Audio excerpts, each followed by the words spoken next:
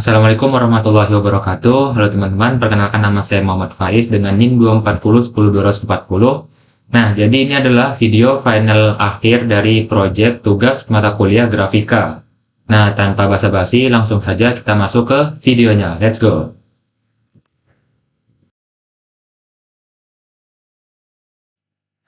Assalamualaikum warahmatullahi wabarakatuh.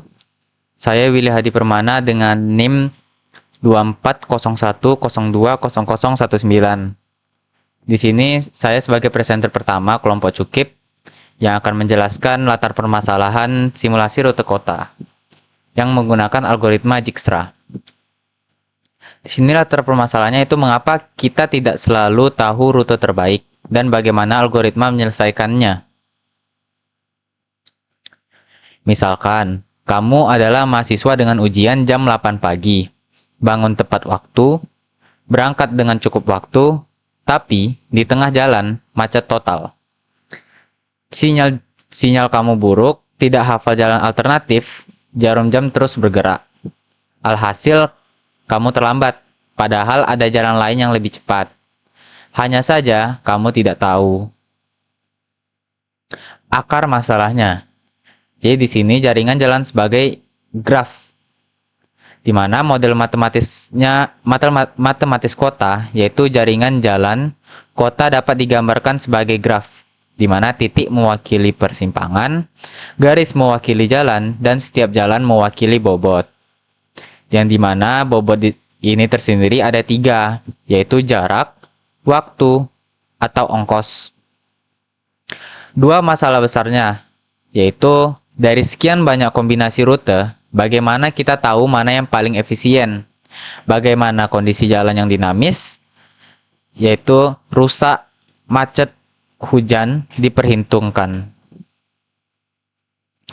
Kondisi jalan yang dinamis, yaitu kondisi jalan yang tidak pernah statis, di mana setiap perubahan mempengaruhi rute mana yang paling optimal. Ada 4 kondisi jalan yang kami ambil, yaitu kondisi jalan yang rusak, di mana jalan tidak dapat dilewati, kemudian kondisi jalan macet, di mana bobot waktu tempuh meningkat, dan kondisi jalan perbaikan, di mana akses terbatas, rute terpengaruh, dan kondisi jalan hujan, di mana kondisi memperlambat perjalanan. Sekian presentasi saya, akan dilanjutkan oleh presenter selanjutnya.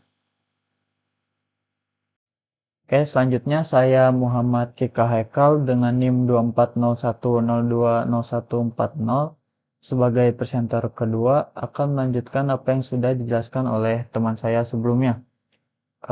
Jadi apa yang terjadi jika seseorang itu salah memilih rute untuk mencapai suatu tujuan? Jika orang tersebut menggunakan pengguna jalan biasa, bisa saja waktunya terbuang. Dan jika orang itu menggunakan kendaraan, maka bisa saja bahan bakarnya akan boros. Lalu bisa juga pengguna tersebut menjadi stres karena dia tidak mencapai tujuannya tepat waktu. Lalu jika orang itu merupakan kurir atau ojek online, bisa saja rutenya menjadi tidak efisien karena orderannya akan sangat lambat. Jika orderannya lambat, maka bisa jadi orang-orang akan malas memesan lagi sehingga orderan akan jadi sedikit yang berdampak penghasilan juga akan menjadi berkurang. Jika transportasi publik salah memilih rute, maka kemungkinan terburuk yang terjadi adalah penumpukan pada satu titik atau satu stasiun. Lalu jika layanan darurat yang salah memilih rute, maka bisa saja keterlambatan layanan darurat seperti ambulan atau pemadam kebakaran bisa menyebabkan akibat yang sangat fatal seperti nyawa yang tidak terselamatkan jika ambulan atau gedung yang bisa saja kebakarannya semakin tersebar luas karena pemadam kebakaran yang terlambat datang ke tempat. Maka itu kali ini di peta yang kami buat menawarkan solusi dengan memakai algoritma Dijkstra. Jadi algoritma Dijkstra sendiri pertama kali ditemukan oleh ilmuwan komputer asal Belanda yang menerbitkan algoritma untuk menemukan jalur terpendek dari satu titik ke titik lain dalam graf berbobot. Ilmuwan tersebut bernama Edgar W. Dijkstra.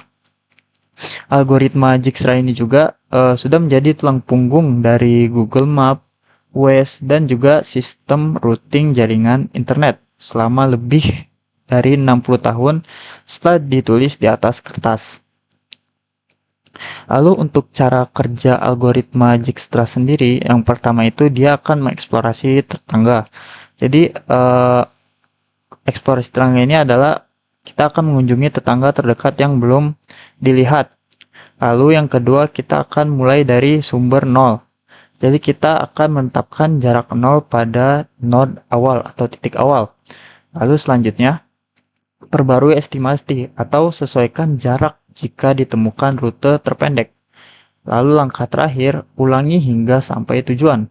Jadi langkah yang pertama, eksplorasi tetangga, lalu dilanjut mulai dari sumber sampai ke perbarui estimasi itu diulangi sampai menemukan jalur yang sangat optimal. Algoritma Dijkstra ini mengeksplorasi tetangga secara iteratif, lalu memperbarui estimasi jarak dan selalu menghasilkan jalur dengan total bobot terkecil, jalur yang pasti optimal. Lalu untuk teori versus pemahaman nyata, masalah yang ditemukan, algoritma Dijkstra sudah banyak dijelaskan di buku dan video, tapi sebagian besar hanya menampilkan tabel angka statis atau pseudocode yang sulit dibayangkan prosesnya. Mengapa di iterasi ketiga node C tiba-tiba memiliki jarak 180, dari mana angka itu? Tanpa visualisasi interaktif, pertanyaan seperti ini sulit dijawab. Jika konsep dasar belum dipahami, bagaimana mungkin memahami adaptasi algoritma terhadap kondisi jalan yang berubah? Oke, sekian dari saya. Selanjutnya akan dilanjutkan oleh teman saya. Baik, perkenalkan, nama saya Haikal Fahri Akbar. Di sini saya sebagai presenter 3 ingin melanjutkan dari yang sudah teman-teman saya tadi jelaskan. Nah, di sini saya ingin melanjutkan. Tadi kan teman-teman saya sudah menjelaskan tentang aplikasi ini, maka lahirlah aplikasi ini. Fitur yang pertama yaitu ada visualisasi proses, yaitu menunjukkan proses algoritma Dijkstra bekerja dari node pertama yang dieksplorasi hingga rute optimal ditemukan, bukan hanya akhir-akhir. Fitur kedua yaitu kondisi dinamis. Pengguna menandai jalan sebagai rusak, macet, atau terdampak hujan. Algoritma langsung menyesuaikan perhitungan. Rute mencerminkan kondisi jalan pada saat itu. Nah, kemudian ada ringkasan alur cerita. Yang pertama itu ada cerita pembuka, yaitu mahasiswa terlambat ujian karena tidak tahu rute alternatif. Yang kedua ada akar masalah, yaitu jaringan jalan sama dengan graf berbobot atau kondisi jalan yang dinamis. Yang ketiga yaitu ada dampak nyata, yaitu ada pengguna, kurir, transportasi publik, dan juga layanan darurat. Kemudian yang keempat itu ada solusi algoritmik. Dijkstra 1959 sampai jalur terpendek yang pasti optimal. Kemudian ada gap yang ada, yaitu teori sulit dipahami tanpa visualisasi interaktif. Kemudian yang ke-6 yaitu ada solusi kami, yaitu aplikasi simulasi interaktif dan juga pemodelan kondisi jalan yang dinamis. Nah, di sini itu ada simulasi rute kota algoritma Dijkstra. Proyek akhir mata kuliah PAA dan grafika komputer ini sebuah aplikasi web interaktif yang memvisualisasikan pencarian rute terpendek secara real time, lengkap dengan simulasi, kondisi jalan, dinamis dan animasi berbasis SVG. Estimasi durasinya itu kurang lebih di 35 sampai 40 menit. Dan di sini kami itu dengan tim 5 orang. Nah, sebagai perkenalan tim dan gambaran presentasi, di sini saya ingin menjelaskan nama-nama dari tim kami dan juga tugas-tugasnya. Yang pertama itu ada Fahredi Bakri sebagai back-end dan juga algoritma. Kemudian ada Muhammad Faiz sebagai front-end UI dan UX. Kemudian ada Muhammad Kika Haikal yaitu sebagai animasi dan juga visualisasi. Kemudian ada saya sendiri yaitu Haikal Fari Akbar sebagai testing dan juga back end. Kemudian yang terakhir ada Willy Hadi Permana sebagai front end dan juga deployment. Nah, sekian dari saya dan selanjutnya akan dijelaskan oleh teman saya. Baiklah teman-teman, selanjutnya saya Muhammad Faiz dengan NIM 24010-240. Nah, di sini saya akan membahas yang pertama, mengapa rute terpendek itu penting. Jadi, di dunia nyata, kondisi jalan yang tidak ideal, entah itu ada yang rusak, macet, terdampak hujan, atau dalam perbaikan. Nah, pertanyaannya nih, jalur mana yang paling efisien? Jadi inilah masalah klasik shortest path problem dalam ilmu komputer. Jadi ada 4. Yang pertama, navigasi digital, di mana ada yang namanya Google Maps dan Waze menggunakan prinsip pencarian rute terpendek setiap kali pengguna meminta arahan perjalanan. Terus yang kedua ada logistik dan pengiriman. Mereka menggunakan sistem pengiriman paket yang dimana mengandalkan algoritma serupa untuk menentukan urutan pengiriman paling efisien. Terus yang ketiga, jaringan komputer. Jadi dalam jaringan komputer ada yang namanya algoritma routing, yang dimana dia itu menentukan jalur terbaik pengiriman data dari satu server ke server lain. Dan yang terakhir ada yang namanya pathfinding game. Jadi di dalam pathfinding game itu ada karakter NPC yang dimana menggunakan pathfinding agar bisa bergerak secara cerdas dari satu lokasi ke lokasi lain. Nah, lanjut. Di sini kami punya 4 fokus project. Nah, kita bahas dulu dari rumusan masalah. Yang pertama, bagaimana sih mempresentasikan jaringan kota dengan bobot dalam bentuk graf? Terus bagaimana mengimplementasikan Dijkstra secara visual dan interaktif langkah demi langkah? Selanjutnya, bagaimana memvisualisasikan kondisi jalan dinamis seperti jalan yang rusak, macet, cuaca yang hujan, ataupun jalan yang sedang dalam perbaikan. Lalu, bagaimana menggabungkan kurva Bezier dan animasi SVG untuk tampilan peta realistis. Nah, selanjutnya kita bahas tentang tujuan dan solusi. Untuk tujuannya, itu ada yang pertama visualisasi real-time, algoritma Dijkstra, yang dimana bukan hanya hasil akhir, tetapi seluruh proses pencarian. Terus yang kedua ada simulasi kondisi jalan yang beragam, yang dimana mempengaruhi pilihan rute. Terus yang ketiga, belajar interaktif melalui tabel Dijkstra yang terupdate langsung. Dan yang terakhir, yaitu analisis cerdas melalui fitur AI Navigator. Nah, untuk solusinya di sini kami membuat website mapnya berbasis HTML5, CSS3, dan JavaScript murni tanpa framework eksternal, dengan SVG sebagai engine rendering petanya. Nah, lanjut di sini kita bahas arsitektur SVG berlapis dan kurva Beziernya. Jadi, peta yang dibangun ini menggunakan SVG atau Scalable Vector Graphic yang berukuran 4200 x 2800 pixel dengan sistem layer berlapis. Yang dimana jalan digambar menggunakan kurva Bezier kubik agar terlihat natural dan organik. Nah, untuk layer sistemnya ini ada 10 lapisan dari bawah ke atas. Yang pertama itu terrain layer, deco under, lanjut ke road shadow, lanjut ke road base, lanjut ke road mid, lanjut ke road line, lanjut ke road stats layer, lanjut ke wax label, high legs path, nodes group, dan yang terakhir layer mobil. Nah, terus ada rumus kurva Bezier kubik. Jadi, titik pada kurvanya itu dihitung dengan rumus berikut, teman-teman ya. Yang dimana P0 dan P3 adalah titik awal atau akhir. P1 dan P2 adalah titik kontrol. Dan T itu adalah parameter 0 ke 1. Yang dimana arah lengkungan ditentukan oleh jumlah kode ASCII, nama kedua kota. Nah, selanjutnya di sini kita bahas dekorasi prosedural, road clearance, dan zoom atau pan. Nah, yang pertama kita bahas dulu road clearance detection. Di sini kami ada fungsi PT SecDis yang dimana dia itu berfungsi menghitung jarak titik ke segmen garis. Terus ada juga fungsi save place near yang memastikan dekorasi gedung, pohon, taman itu tidak menabrak jalan jika terlalu dekat. Jadi sistem mencari lokasi lain secara acak. Selanjutnya ada terrain dan dekorasi prosedural.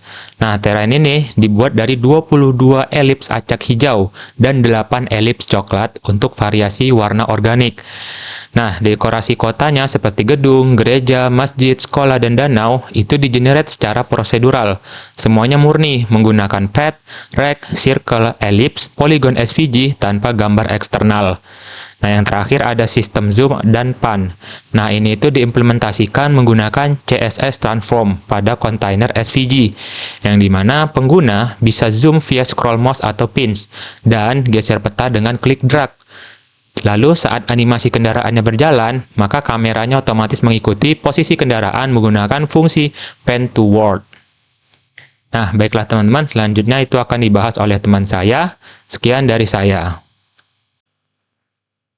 Nah, di sini saya sebagai presenter 3 ingin mempresentasikan tentang fitur-fitur yang berada di map yang sudah kami buat. Sebelum itu, perkenalkan nama saya Farizi Bakri dengan NIM 2401020010.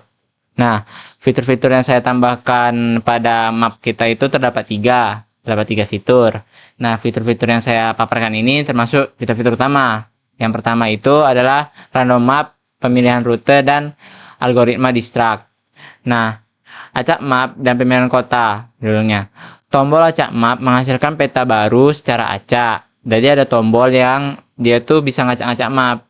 Nah, dia tuh bisa ngacak posisi kota, koneksi, dan bobot jalan. Di situ jarak excluded yang dinormalisasikan dibuat ulang dalam kurang lebih dari 1 detik. 1 sampai berapa detik lah. Nah, drop down start dan tujuan itu terisi otomatis berdasarkan peta yang aktif. Nah, ketiga fase algoritma distract itu adalah fase scaling. Nah, problemnya itu bergerak menyusui jalan dan mengeksplorasi node-node tetangga. Yang kedua itu ada fase highlight. Jalur optimal diwarnai dengan hijau. Jadi kalau dia ketemu dengan jalur, dia langsung membuat hijau gitu. Nanti bakal saya paparkan. Habis itu fase animasi. Mobil merah bergerak mengikuti kurva behavior via request animation frame. Nah, cara kerja algoritma distract itu tersendiri adalah dia menginisialisasikan semua jarak yang tak hingga kecuali node asalnya. Node asalnya itu dibuatnya 0. Setiap iterasi pilihan node belum dikunjungi dengan jarak yang terkecil tandai sebagai yang sudah dikunjungi. Update jarak tetangga jika ditemukan jalur lebih pendek. Ulangi hingga node tujuan dikunjungi.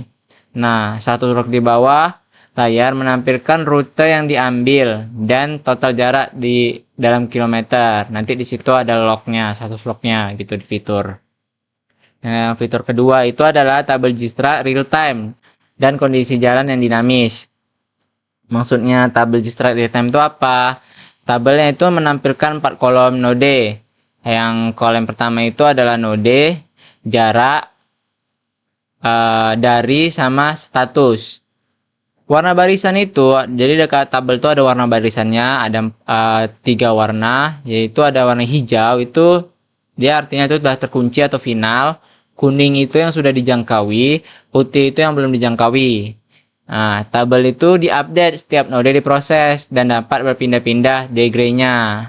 Nah, yang keempat itu ada kondisi jalan. Nah, ada 4 kondisi jalan yang diadakan di fitur. Yang pertama itu jalan rusak, perbaikan, hujan, dan macet. Jalan rusak itu dia memblokir sepenuhnya. Bobotnya tak hingga, jadi itu kita bisa lewat tapi lambat gitu. Jalan rusak tuh nggak bisa lewat sama sekali. Nah, kalau perbaikan itu kita mengurangi kecepatan mobilnya. Nah, hujan juga mengurangi kecepatan mobilnya. Jadi bobotnya bertambah, berkurang fleksibilitasnya. Kalau macet juga bobotnya tambah signifikan, waktu tempuhnya juga lebih lama. Nah, setelah kondisi jalan diterapkan, hasil rute tidak berbeda karena bobot graf berupa distract otomatis memiliki jalur dengan total bobot yang paling kecil. Ketiga, itu ada fitur kontrol simulasi, AI navigation, dan struktur project.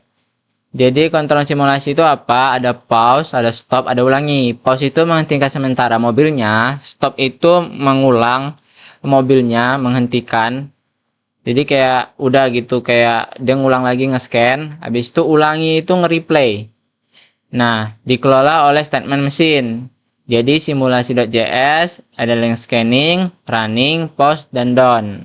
Nah, kalau konsepnya AI Navigator itu ada panel chat di sebelah kanan, itu memberikan briefing awal, jadi kondisi awalnya. Lalu ada dia memberikan hasil rute dan peringatan kondisi kalau ada kita tambahin jalan khusus gitu, kondisi jalan. Nah, mendukung tombol clear dan scroll riwayat percakapan. Next itu ada reset and clear. Reset and clear ini maksudnya apa? Yang di reset ada reset buat jalan dan ada clear buat chat navigation dan clear buat jalan. Reset jalan itu menghapuskan semua kondisi dan mengambil bobot ke nilai original. Clear kondisi itu menghapuskan overlay visual kondisi jalan secara spesifik. Nah, arsitektur file yang kami gunakan itu ada 12 file JS. Yang pertama itu ada project menggunakan HTML5 dan CSS-nya itu menggunakan versi 3 dan JavaScript ES6 murni. Jadi itu kami membuatnya tanpa library, tanpa foto gitu. Jadi pure murni codingan. Nah, file-filenya itu ya bisa dilihat ada sekitaran berapa ini ya? 1, 2, 3, 4, 5, 6, 7, 8, 9, 10, 11, 12, 13, 14, 15, 16. Ada 16 file yang kami buat pada codingan. Nah, itu penutupnya, kesimpulannya itu yang pertama itu integrasi dua bidang ilmu. Ada PAA dipresentasikan melalui implementasi Gstruct dan visual dan interaktif. Kalau grafika komputer itu merepresentasikan melalui kurva behavior, sistem layar SVG, dan procedural generation dan animasi real time. Nah, pembelajaran utamanya yang kami dapatkan itu algoritma yang tanpa abstrak di buku teks menjadi jauh lebih mudah dipahami ketika divisualkan secara interaktif. Jadi kita kan memvisualkannya menggunakan mobil-mobil dan gambar-gambar gitu. Jadi lebih enak untuk dijelaskan. Yang ketiga itu adalah ruang pengembangan. Potensi pengembangan menambahkan algoritma perbandingan seperti kali, fitur yang simpan atau lewat peta, dan integrasi data peta kota yang nyata.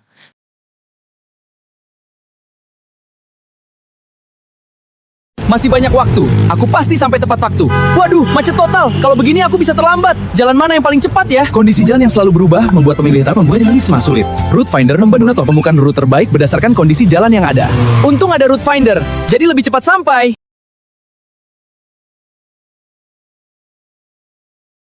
Baiklah teman-teman, nah di sini saya akan menjelaskan dari codingan. Yang pertama itu ada codingan index HTML, codingan UI control JS, dan mungkin style CSS. Nah, pertama di sini kita bahas dulu codingan dari file index HTML. Nah, untuk kode yang pertama di sini bisa teman-teman lihat itu ada simulasi rute kota. Nah, ini untuk titel dari website yang kami buat, bisa teman-teman lihat di sini simulasi rute kota. Nah, terus di sini kita include nih. Yang pertama kita include style CSS. Yang kedua kita include jet CSS. Lanjut, kita ke codingan selanjutnya yang bagian top bar. Top bar ini bagian mana? Top bar ini bagian yang di sini teman-teman ya. Yang ada start, tujuan, button cari rute, reset jalan, acak map, dan table. Bisa teman-teman lihat di sini di codingannya ada start, tujuan, cari rute, tombol pause. Ini saat kita ngeklik tombol cari rutenya. Terus ada tombol stop, lalu ada tombol batal cari, tombol ulang, dan tombol kembali. Terus di sini ada tombol reset jalan, tombol acak map, dan di sini ada bagian table ya, tombol table ini. Nah, lanjut kita ke bawah lagi ke codingan bagian main row. Nah, main row ini bagian yang mana? Jadi main row ini codingan bagian di sini yang pertama ada peta. Jadi di sini ini dia petanya. Ya teman-teman lihat. Terus kita scroll ke bawah. Di sini di bagian mobil. Ya, di codingan mobil. Nah, mobilnya itu yang ada di sini nih. Ini kecil banget gambarnya. Jadi pokoknya ini di sini nih bagian mobilnya. Jadi di sini ada warna dari kendaraan si mobil. Lanjut di sini ada zoom indikator. Nah, Zoom indikator ini bagian bawah nih. Di bagian sudut kanan bawah di bagian peta. Lanjut kita ke bawah lagi. Nah, ini ke bagian chat card. Nah, ini dia codingan bagian chat card. Chat card itu yang mana? Yang ini. Udah teman-teman lihat ya, di sini ada AI Navigator. Nah, di sini dia AI Navigator. Terus analisis rute cerdas. Terus di sini ada clear itu yang di sini ya tombolnya. Lalu di sini ada sistem. Nah, ini sistem nih. Navigator siap, pilih kota asal dan tujuan, lalu klik cari rute. Ya, ini dia kodenya. Lanjut, kita ke bawah lagi nih, ke Tools Row. Nah, Tools Row ini bagian paling bawah di sini ya. Bisa teman-teman lihat kondisi jalan, ini dia kondisi jalan. Terus jalan rusak, ini dia jalan rusak. Terus ini perbaikan. Nah, ini dia tombolnya perbaikan.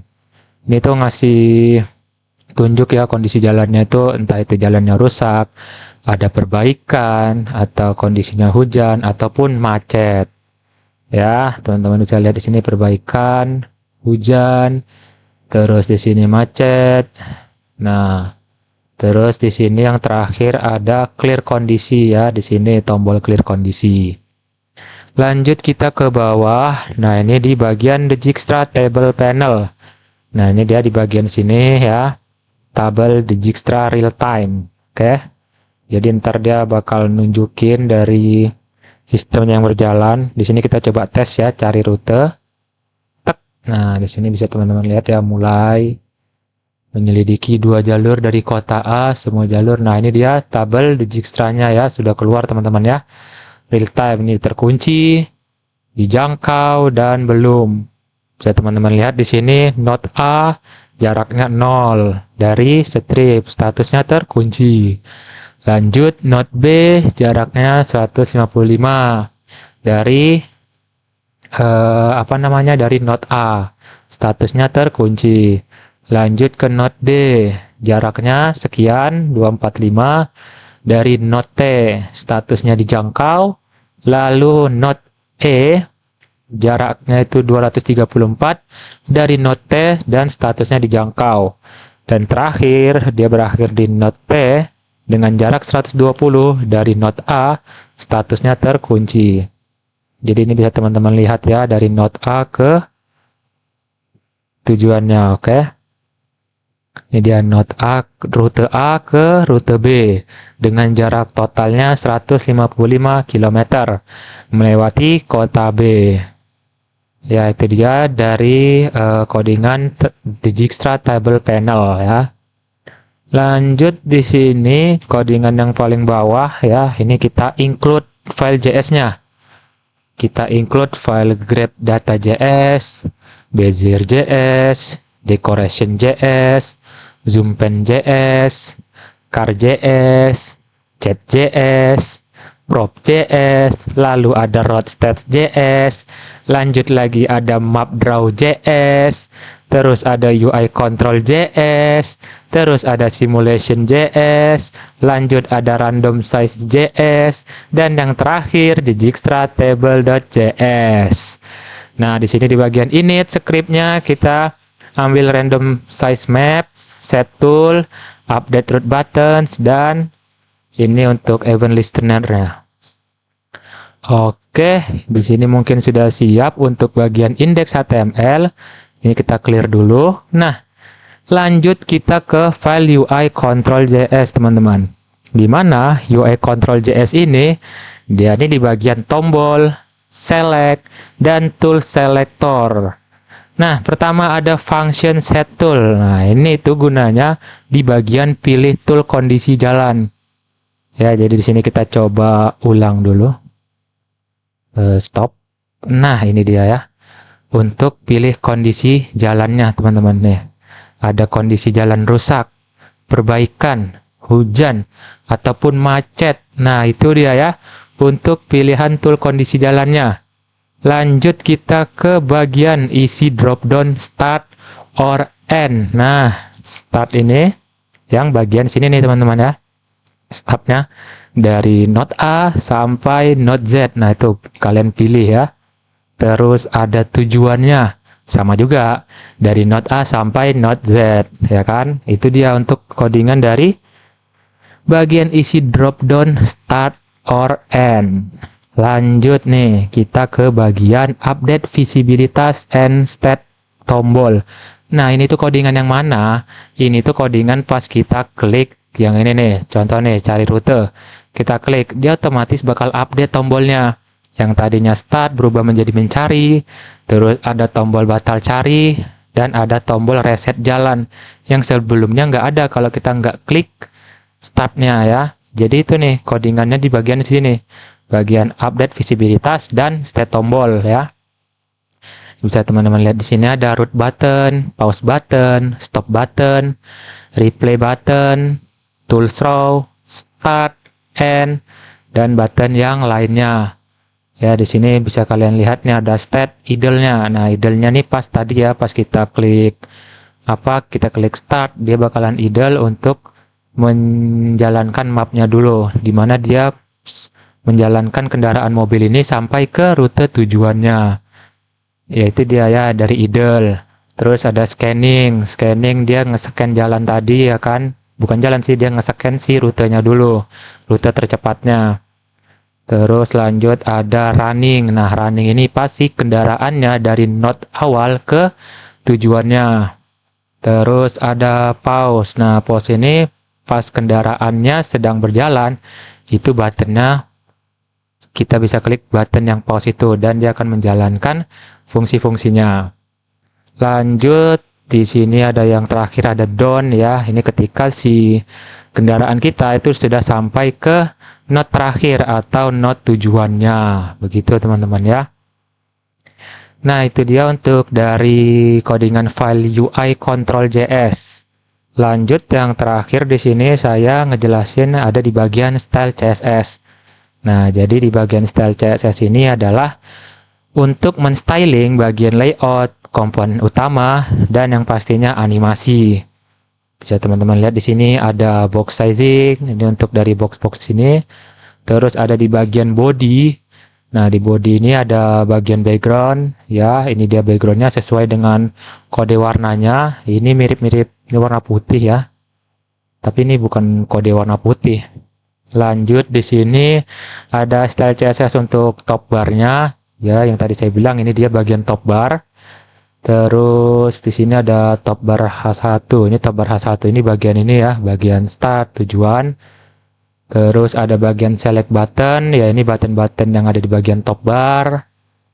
Terus lanjut kita ke tools row. Nah, ini tools row tadi yang di bagian sini.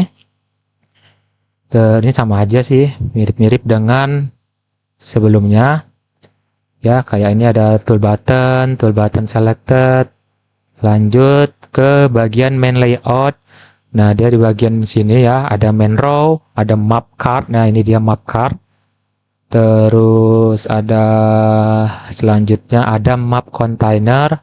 Nah, ini dia untuk bagian container itu bagian sini-sininya nih. Nah, ini adalah bagian map containernya. Terus lanjut ada node dan label styles. Nah, node dan label styles itu bagian sini tadi ya. Node-nya, node A. Terus labelnya di sini labelnya ya kan ada label label dari node-nya tersebut. Terus ada car animation. Nah, car animation tadi kalau kita ulang, nah ini dia car animation-nya dari node A ke node B. Terus lanjut mungkin kita ke road style-nya. Road style-nya di bagian road style ada wake label dan road height. Terus lanjut ada di bagian zoom indikator. Ya seperti biasa zoom indikator seperti ini ya. Kita bisa ngezoom dari mapnya. Terus ada node pop animation. Nah, node pop animation ini di bagian kendaraan tadi pas mobilnya muncul, ya kan dia bakalan ada animasi pop up-nya gitu ya. Terus lanjut di sini keyframe. Keyframe ini dia kayak animasi dari node A ke node B-nya itu ada keyframe-nya. Ya kayak ngedit-ngedit di video. Terus terakhir di sini, belum terakhir sih ya, ini di bagian Dijkstra Table Panel, ini bagian draggable dan elegant. Draggable ini pas kita ngedrag gini mapnya ya. Terus ada apa lagi selanjutnya? Ini masih di bagian Dijkstra Table Panel. Ya, ini ada header, body. Lanjut masih dengan, nah selanjutnya nih ada batch statusnya, batch status. Itu di bagian sininya teman-teman, nih status ininya. Rute selesai, tiba di B, rute A ke B, rute selesai, tidak bisa mengubah kondisi. Nah, ini adalah bagian style batch statusnya. Terus sudah habis ya. Nah, oke. Jadi mungkin itu dia teman-teman ya untuk penjelasan kode dari index HTML, file UI control JS, dan style CSS.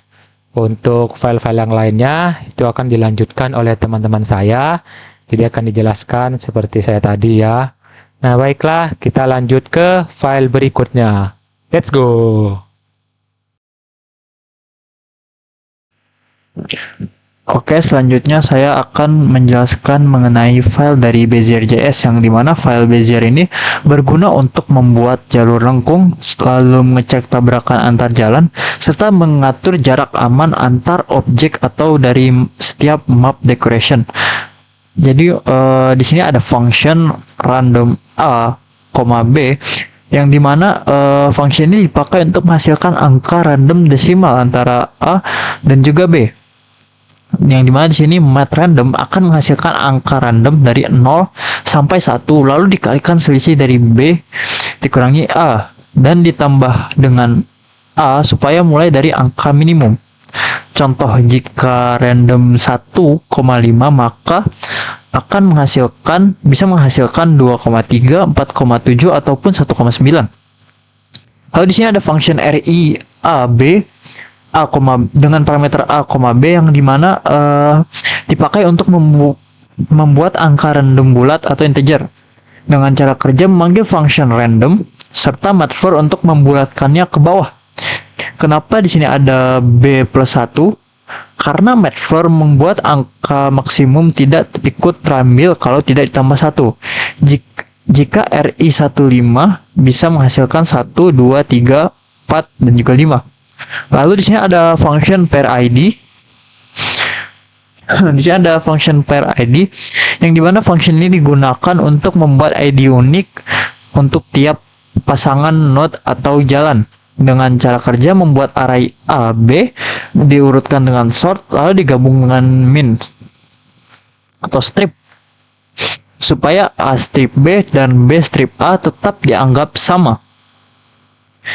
Lalu di sini ada function getCurveParams yang dimana function ini berguna untuk menghitung titik kontrol dari Bezier curve-nya sendiri. Function ini membuat control point supaya jalan terlihat melengkung secara alami.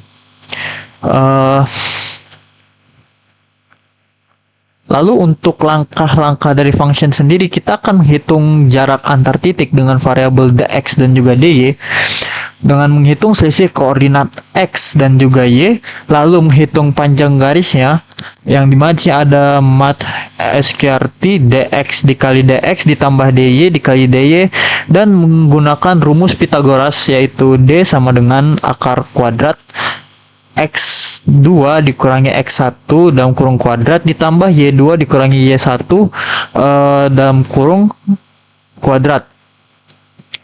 Dan kalau terlalu dekat maka batal, curve gak perlu dibuat dan menghindari error. Pada bagian if this kurang 1 maka return no. Lalu di sini ada variabel flip untuk menentukan arah dari lengkungan agar ada jalan yang melengkung ke kiri dan juga melengkung ke kanan. Lalu ada untuk membuat offset dari lengkungan itu sendiri dari variabel ci atau ci dengan isi mathmin dikali 0,22 dikali flip, yang artinya semakin jauh jaraknya lengkungannya semakin besar tetapi dibatasi maksimum 120. Lalu di sini ada function get natural path yang dimana akan menghasilkan path SVG untuk curve. Yang dimana dengan cara kerja mengambil control point dari get curve params, dan jika gagal maka akan membuat garis lurus. Jika berhasil maka akan membuat path cubic Bezier. Lalu di sini ada function Bezier point yang dimana function ini berguna untuk menghitung posisi titik pada curve berdasarkan nilai T. Jika T 0 maka titik awal, T1 titik akhir. Jika T sama dengan 0.5 sama dengan tengah curve. Sementara untuk rumusnya sendiri di sini ada rumus dari kubik Bezier sendiri dalam fungsi ini, yaitu B dalam kurung T sama dengan 1 kurang T pangkat 3 P0 ditambah 3 dalam kurung 1 kurang T kuadrat T P1 ditambah 3 dalam kurung 1 kurang T kuadrat P2 ditambah T3 lalu P3. Fungsi ini dipakai untuk membuat animasi. Fungsi ini dipakai untuk animasi, collision, serta membuat titik-titik jalan. Lalu di sini ada function build HPTS, yang dimana function ini berguna untuk membagi curve menjadi banyak titik-titik kecil. Lalu ada function seg intersect, yang dimana untuk mengecek apakah dua garis saling berpotongan, yang dipakai untuk mencegah jalan saling bertabrakan serta memastikan jalan tidak saling silang. Jika cross di sini menghasilkan 0, maka berarti garis sejajar. Lalu selanjutnya ada PT SegDis, yang dimana function ini berguna untuk menghitung jarak titik ke garis. Lalu ada function point near edge, yang dimana function ini berguna untuk mengecek apakah titik terlalu dekat dengan jalan. Yang dimana dengan cara kerja akan meloop ke semua segmen jalan, lalu menghitung jarak titik ke segmen, dan jika kurang dari clearance maka akan menghasilkan nilai true. Lalu selanjutnya ada function edge cross, yang dimana function ini berguna untuk mengecek apakah jalan baru memotong jalan yang lama. Dengan cara kerja akan membuat titik jalan baru lalu membandingkan dengan semua titik jalan lama memakai function seg intersect. Kalau ada yang bersilang maka akan menghasilkan nilai true dari sini. Lalu selanjutnya ada variabel road polyness di sini dengan berisi array kosong yang berguna untuk menyimpan semua garis jalan.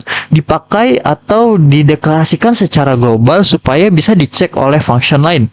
Lalu di sini di bawahnya ada function is too close to road untuk mengecek apakah objek terlalu dekat ke jalan, misalnya seperti pohon, rumah, atau dekorasi lainnya. Lalu ada function is too close to node, yang dimana function ini berguna untuk mengecek apakah objek terlalu dekat dengan node atau kota. Sementara node diambil dari variabel position. Lalu selanjutnya ada function in urban area, yang dimana function ini berguna untuk ngecek apakah titik berada di area perkotaan.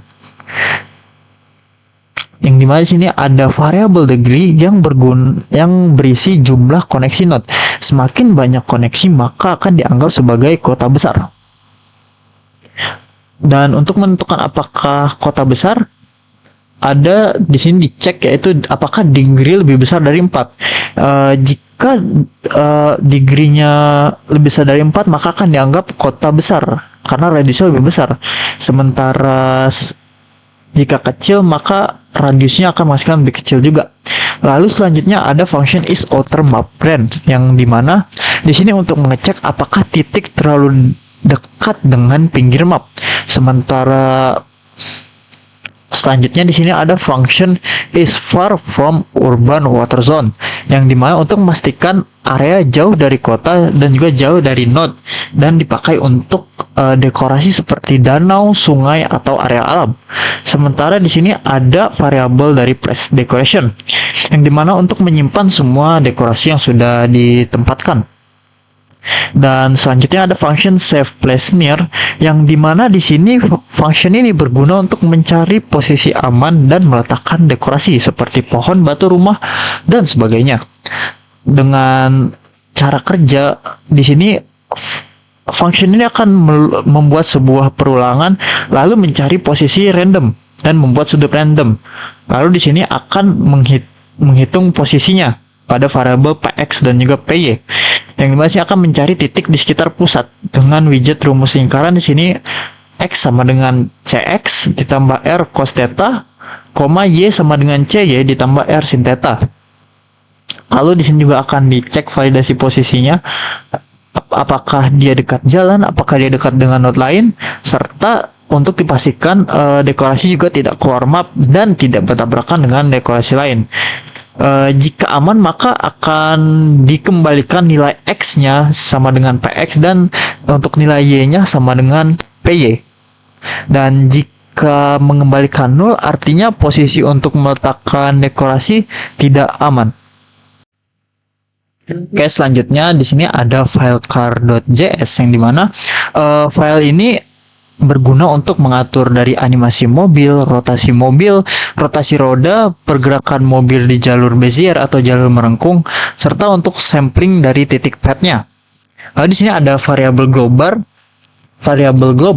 ada car heading, car flipped, wheel angle, dan juga last car post. Yang dimana di sini car heading berguna untuk menyimpan arah rotasi mobil saat ini, yang dimana 0 itu sebagai default value alias mobil menghadap ke arah kanan. Dan di sini juga ada variabel car flipped, yang dimana di sini untuk cek apakah mobil dibalik atau enggak. Jika false maka tidak, jika true maka mobil akan dibalik. Sementara di sini ada wheel angle, yang dimana untuk menyimpan sudut putaran roda. Semakin jauh mobil bergerak, maka roda akan semakin berputar. Sementara untuk variabel last car post sendiri di sini untuk menyimpan posisi mobil sebelumnya, yang dimana untuk menghitung jarak tempuh serta kecepatan rotasi roda. Lalu di sini ada function set car to, di mana di sini akan memindahkan posisi mobil ke posisi tertentu sambil memutar badan mobil, memutar roda, serta membuat gerakan menjadi smooth. Dan di sini logikanya kita akan mengambil elemen mobil, yaitu elemen HTML, mencari tag HTML dengan ID car atau mobil, lalu mengambil sudut arah mobilnya, yang dimana di sini mengubah sudut dari radian ke derajat pada variabel raw angle, yang dimana di sini function atau method math p akan menghasilkan radian, dan svg rotate juga memakai derajat. Dan untuk rumus konversinya di sini ada theta degree sama dengan theta radius dikali 180 per pi.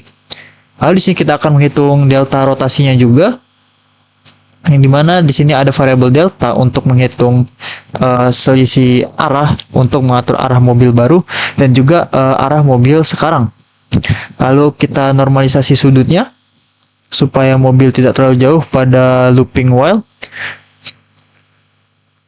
Lalu di sini ada untuk smoothing dari rotasi mobilnya sendiri menjadi lebih halus agar tidak patah-patah pada variabel car heading. Lalu kita juga akan menghitung putaran roda pada if last car post, menghitung jarak pada variabel dis dengan rumus Pythagoras yang sama, yaitu d sama dengan akar dalam kurun x2 dikurangi x1 tutup kurung kuadrat ditambah y2 dikurangi y1 dalam kurung kuadrat. Lalu selanjutnya di sini Lalu selanjutnya di sini ada untuk memutar rodanya pada variabel wheel angle di sini. Di sini kenapa ada bagi 6? Di sini sebagai rasio untuk menjadi tolak ukur dari rasio ukuran rodanya. Semakin kecil angkanya, maka roda juga akan berputar semakin cepat. Lalu kita juga akan menyimpan posisi terakhir mobilnya. Di sini pada variabel laskar post. Di sini laskar post yang dimana x itu berisi dari point.x dan posisi y-nya itu berasal dari variabel point.y atau objek point.y untuk dipakai pada frame berikutnya untuk menghitung perpindahan. Serta kita juga akan mengambil semua elemen roda mobil pada variabel wheels. Dan kita akan menyimpan posisi asli rodanya atau bannya. Supaya translate roda tidak dihitung ulang setiap framenya agar performa lebih bagus. Lalu selanjutnya ada rotasi rodanya pada transform dengan menggabungkan posisi roda dan juga rotasi roda. Lalu ada gerakan mobil pada car set atribut transform untuk mengubah posisi serta arah mobil.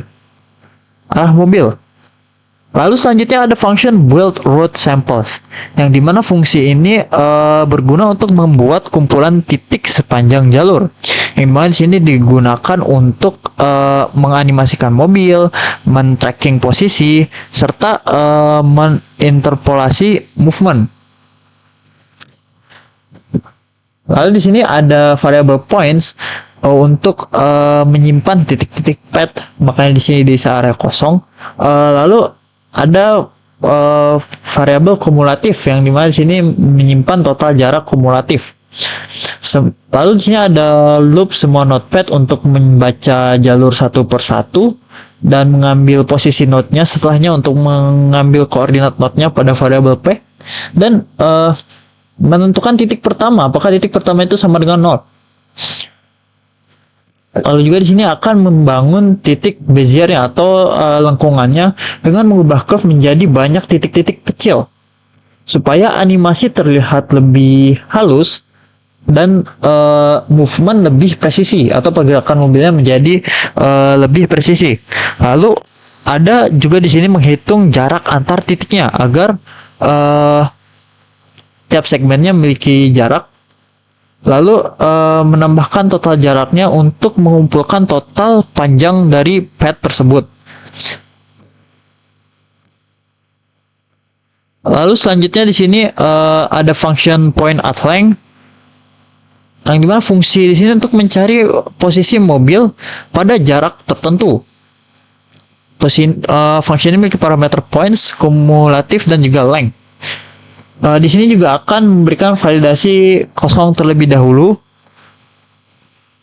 Lalu di sini ada untuk memilih klaim awal dan juga akhir supaya mobilnya tidak keluar jalur. Lalu di sini juga ada binary search. Yang dimana binary search ini ada pada perulangan while, yang dimana logik di sini berguna untuk mencari segmen terdekat dengan cepat, lebih efisien daripada loop biasa. Lalu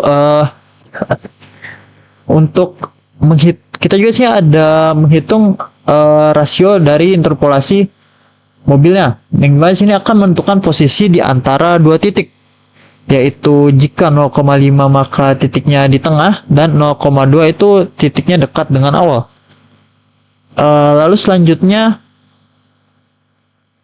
kita juga akan mengembalikan posisi mobilnya ke final atau posisi finalnya, yang dimana di sini mereturn x, y, dan juga angle-nya agar menghasilkan posisi mobil yang smooth pada jalur. Lalu selanjutnya ada function reset car state, yang dimana function reset car state ini untuk mereset state animasi mobil sebelumnya yang digunakan untuk saat merestart simulasi, lalu mengganti rute, serta untuk mereset game atau peta. Yang dimana di sini kita mereset arah mobilnya, meriset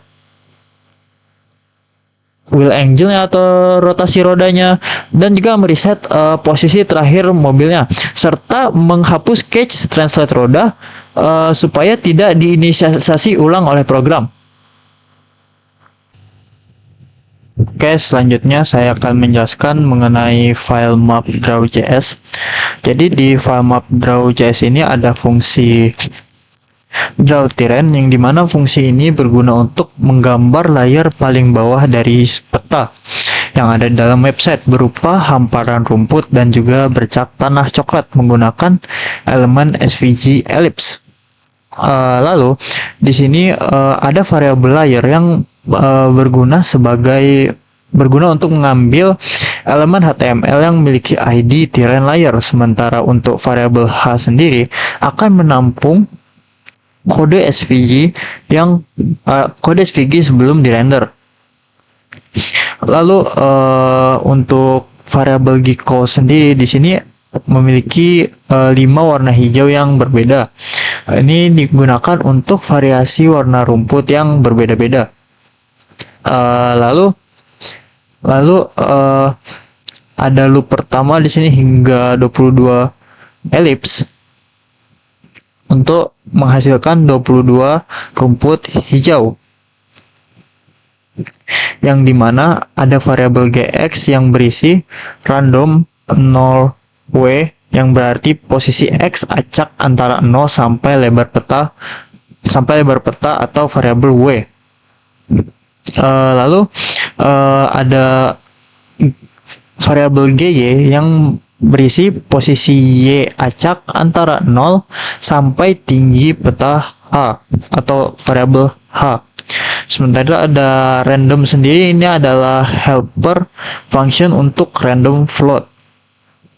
Lalu selanjutnya ada variabel gr yang dimana itu berisi radius dasar elips sendiri dari antara 90 sampai 280 pixel.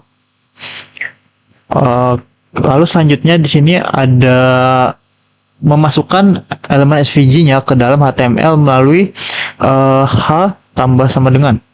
Di sini ada cx dan juga cy.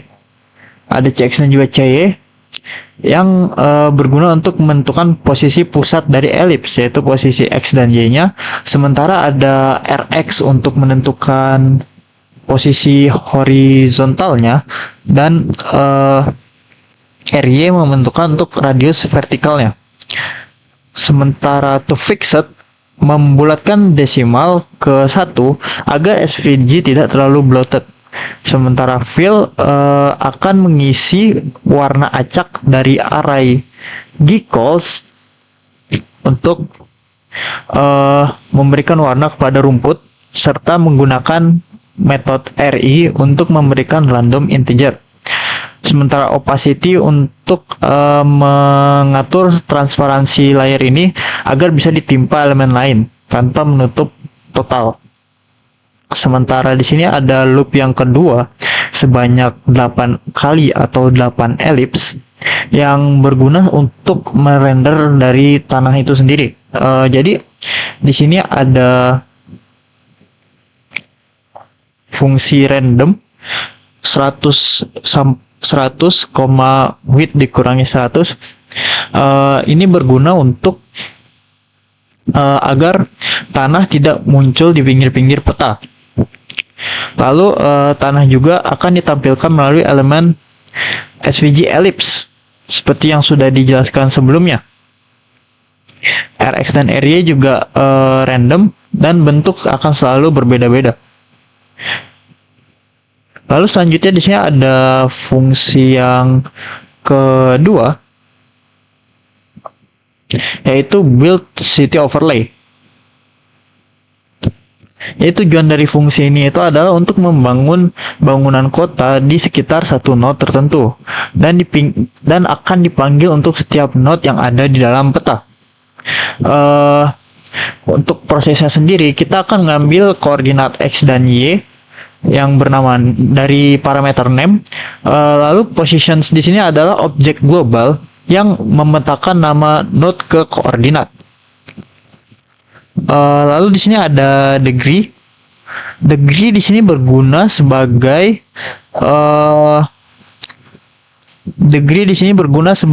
array dari semua tetangga node ini, dan lengthnya di sini untuk menentukan jumlah koneksi di sekitar node ini atau degree dalam teori graph. Sementara array kosong di sini itu berguna sebagai fallback jika node tidak ada di graph atau degree sama dengan 0. Degree tinggi akan menghasilkan simpul penting akan menghasilkan kota besar yang berarti akan menjadi lebih banyak bangunan.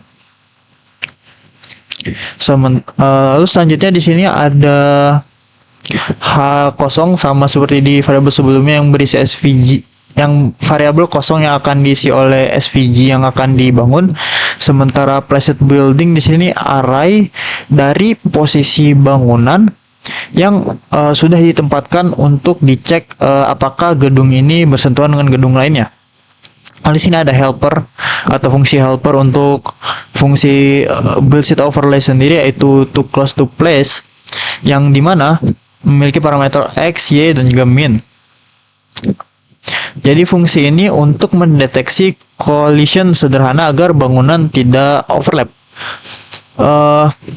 Di sini untuk prosesnya sendiri, jika jarak itu kurang dari min, maka akan mengembalikan true alias tidak terlalu dekat, yang artinya tidak boleh menaruh gedung di sekitar gedung itu. Sementara jika lebih besar dari min, dia akan menggalikan false, yang artinya terlalu jauh, maka boleh menaruh gedung di sekitar situ. Sementara di sini ada math hypothesis-nya atau rumus Euclideannya dengan rumus akar kuadrat dalam kurung lagi x2 dikurangi x1 kuadrat ditambah dalam kurung y2 dikurangi y1 tutup kurung kuadrat. Lalu selanjutnya ada untuk menampilkan dari taman kotanya sendiri di variabel PR hingga H, yang dimana setiap node pasti dapat taman tepat di pusatnya. Ukuran taman juga tergantung degree-nya. Jika degree lebih besar dari 4, maka akan memiliki radius 150. Jika 2 maka 100, atau lebih besar dari 2 sama dengan 100. Jika kurang dari 2 maka radiusnya hanya 68. Lalu ada helper untuk triplace juga. Di sini helper ini berguna untuk menjarakkan antar bangunan. Lalu selanjutnya ada looping.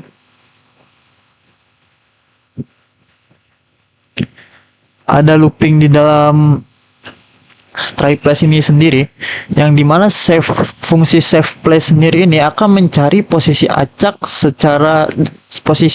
dalam radius dari pusat node yang jaraknya minimal dari jalan.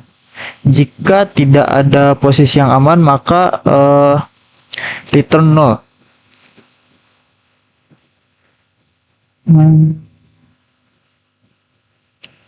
Selanjutnya di sini ada helper triplace SC, yang dimana fungsinya untuk mengskalakan gedung, alias jika ada gedung bisa diskalakan menjadi besar atau kecil.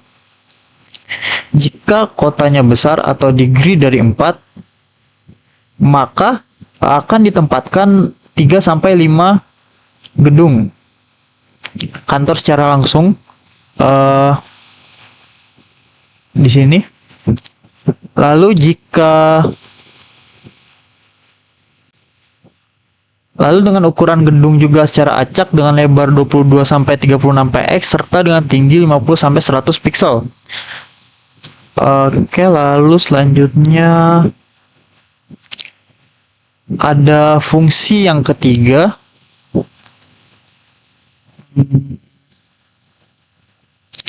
yaitu draw decoration.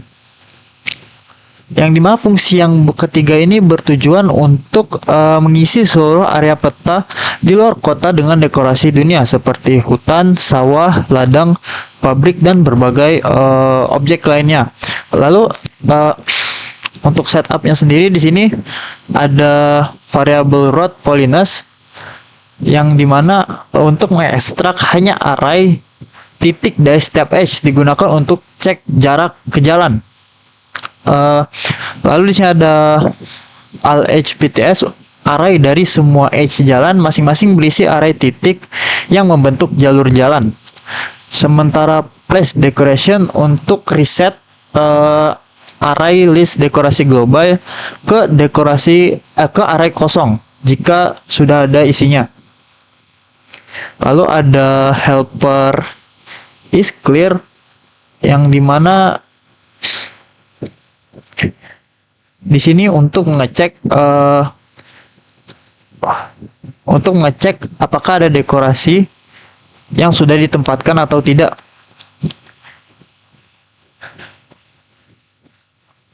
Oke, lalu selanjutnya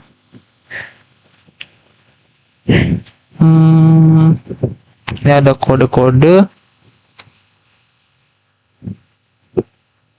Selanjutnya masuk ke fungsi draw map. Lalu di sini ada fungsi yang keempat yaitu fungsi draw map yang dimana fungsi ini berguna sebagai atau fungsi utama sebagai entry point untuk mengatur seluruh urutan rendering peta dari awal sampai selesai. Jadi di fungsi ini semua fungsi-fungsi yang sudah kita buat akan dipakai.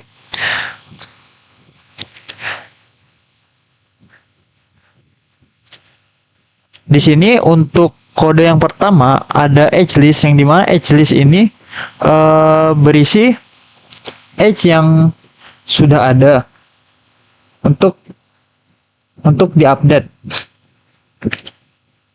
Lalu ada root polyness untuk menyimpan semua polyline jalan ke variabel global untuk diakses nantinya oleh fungsi draw decoration dan sistem collision. Lalu di sini juga ada membangun dari SVG jalannya sendiri dengan meloop semua edge dari pasangan node yang terhubung. Lalu juga di sini ada elemen HTML yang dipanggil dengan ID root shadow, root base, root mid, dan juga root line, dan diberikan atribut D,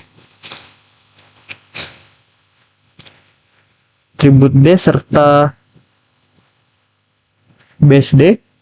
Lalu ada untuk merender node atau simpul di sini, yang dimana di sini akan mereset inner HTML terlebih dahulu, alias menghapus semua node lama, lalu meloop semua node-nya kembali. Dan menambahkan node-nya juga. Lalu di sini ada fungsi-fungsi lama yang dipanggil yaitu draw wake label untuk menggambar label angka bobot di petanya. Lalu ada draw terrain untuk menggambar background rumput dan tanah. Lalu ada draw decoration untuk menggambar semua dekorasi di petanya. Lalu juga di sini ada untuk setup posisi awal mobil yang dimana kita akan mengambil nilai dari dropdown start atau node awal yang dipilih user. Jika tidak valid, maka akan fallback ke node pertama pada position index ke 0.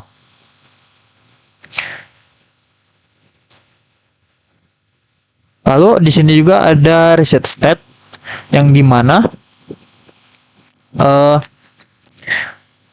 jalur highlight akan dihapus atau hasil pathfinding sebelumnya, layar jalan rusak juga akan dihapus, status jalan juga akan dihapus, serta array dari broken wall sendiri akan dikosongkan. Dan ini penting ketika draw map dijalankan agar state lama tidak terbawa kembali. Lalu ada dua function terakhir yaitu render road heat paths dan juga draw road stats untuk mereset hitbox dan juga status jalannya. Oke, selanjutnya saya akan menjelaskan mengenai decoration.js. Yang di sini file decoration ini berisi file-file SVG yang dirender untuk dekorasi petanya. Yang mana di sini ada seperti pohon, bangunan, danau, taman, atau fasilitas kota dan lain sebagainya. Yang mana di sini ada function pertama yaitu SVG awk untuk menggambar pohon, lalu di SVG pine di sini untuk menggambar lalu di sini ada SVG pine di sini untuk menggambar pohon pinus, sementara itu ada SVG palm untuk menggambar pohon palm. Ini fungsi SVG-nya dengan ellipse, circle dan juga path. Lalu di sini ada SVG willow untuk menggambar pohon dengan ranting yang menjuntai. Lalu ada SVG cherry untuk menggambar pohon cherry. Lalu ada bambu, ya untuk pohon bambu. SVG bush untuk semak-semak. Lalu SVG flower untuk bunga. Sementara selanjutnya sih ada SVG lake untuk sungai. Lalu ada SVG pond untuk danau. Lalu ada SVG pool untuk kolam renang dan SVG fountain untuk air mancur. Lalu di sini ada SVG rice field untuk lahan padi atau sawah. Lalu di sini ada farm untuk membuat lahan pertanian serta rumah kecil. Lalu ada windmill untuk kincir angin. Lalu ada barn atau lumbung pertanian, SVG barn. Lalu ada SVG animal seperti hewan berdasarkan tipenya, seperti sapi dan lain sebagainya, ayam, kambing. Lalu ada bangunan kota, di sini ada SVG house untuk perumahan. Lalu ada SVG office untuk kantor. Lalu ada SVG apartment untuk apartemen. Lalu ada SVG shop untuk tempat pembelanjaan. Lalu ada SVG church untuk gereja. Ada SVG mosque untuk masjid, SVG school untuk sekolah, serta SVG hospital untuk rumah sakit, SVG police station untuk kantor polisi, fire station untuk tempat pemadam kebakaran, SVG hotel untuk hotel, SVG market untuk tempat jual barang atau pasar. Lalu ada SVG gas station di sini untuk tempat isi bensin. Lalu ada SVG parking untuk tempat parkir. Ada SVG factory sebagai tempat pabrik. Lalu ada SVG train station untuk stasiun kereta. Lalu di sini ada SVG bridge untuk jembatan. SVG solar panel untuk panel solar. Oh ya, untuk SVG jembatan sendiri sini bisa diatur width-nya. Lalu di sini SVG water tower berguna untuk tower air. Selanjutnya di sini ada SVG park untuk taman, soccer field untuk lapangan bola, basketball court itu untuk lapangan basket, dan playground untuk taman bermain. Lalu ada SVG street lamp untuk lampu jalan, billboard untuk billboard jalan. Lalu ada cemetery untuk kuburan, campfire untuk perkemahan, dan tent untuk tenda. Oke, mungkin sekian dari saya, akan dilanjutkan oleh teman saya berikutnya. Baik, saya akan melanjutkan penjelasan file kode program yang dimana saya mendapatkan file chat.cs. Saya mengerjakan file chat.css dan file chat.js. Di sini saya akan menjelaskan file chat.css. Di dalam file chat.css terdapat kontainer utama yaitu wildcard. Ini adalah kotak utama chat, di mana di sini bisa mengatur ukuran panel chat, memberi warna background, membuat sudut melengkung, memberi bayangan agar terlihat seperti card modern, dan mengatur isi dalam tersusun vertikal. Kemudian di sini juga ada susunannya yaitu dari header, isi chat, dan area lainnya. Baik, selanjutnya ada chat header. Di sini bagian ini adalah kepala panel chat yang berfungsi untuk menampilkan judul AI, tombol clear chat, dan status AI aktif. Contohnya di sini juga ada background di mana di set menjadi warna hijau supaya identik dengan tema AI Navigator. Kemudian di sini ada titik status AI. Ini bulatan kecil indikator AI aktif di mana warnanya yaitu hijau terang, ada efek glow, berkedip menggunakan animation. Animationnya di set di sini. Animasi itu terus berulang supaya terlihat hidup atau online. Kemudian ada tombol untuk clear chat. Fungsinya untuk membersihkan isi chat, di mana dibuat transparan sedikit. Saat mouse diarahkan atau hover, warnanya menjadi berubah. Dan perubahan warna jadi halus, tidak kasar. Kemudian di sini ada chat log. Bagian tempat semua pesan muncul. Logikanya bisa scroll ke bawah. Isi pesan tersusun vertikal. Ada jarak antar pesan. Artinya kalau chat panjang, kemudian muncul scroll bar otomatis. Kemudian di sini ada chat message atau pesan chat. Ini template satu pesan chat. Isinya ada avatar dan bubble pesan. Kemudian menggunakan flag supaya avatar dan pesan sejajar. Ada animasi muncul yang dimana di set di bagian sini. Yang dimana animasi itu muncul perlahan dari bawah supaya lebih modern.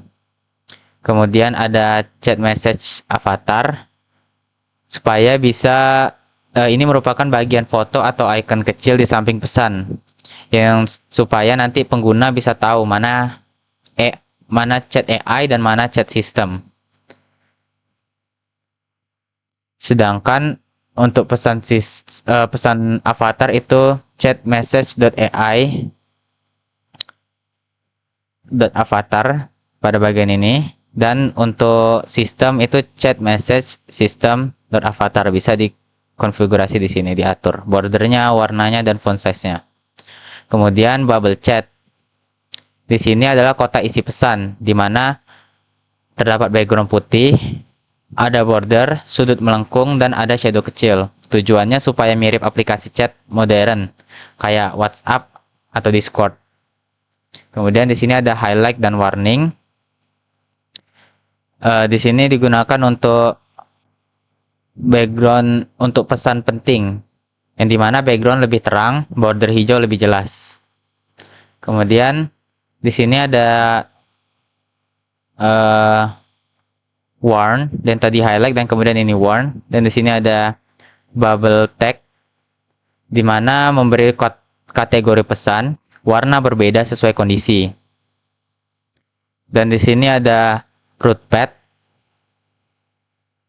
digunakan untuk menampilkan jalur atau rute AI, yang dimana dibuat bold, ada background khusus, dan ada garis kiri hijau. Tujuannya supaya informasi rute terdapat menonjol.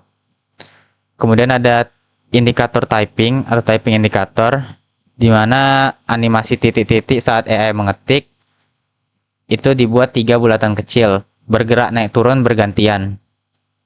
Tujuannya untuk membuat AI terasa interaktif seperti chatbot asli.